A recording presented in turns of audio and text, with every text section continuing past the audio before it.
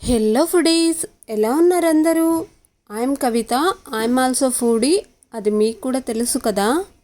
ఇవాళ జొన్న రొట్టె ప్రిపేర్ చేశానండి.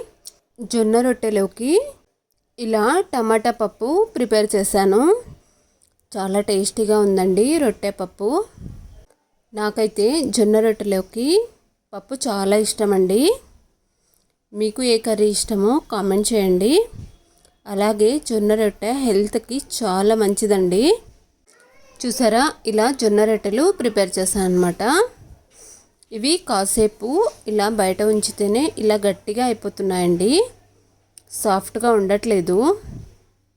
అందుకనే మనం చేసిన వెంటనే ఒక గిన్నెను ఇలా బోర్లించి పెడితే ఇలా సాఫ్ట్గానే ఉంటాయండి.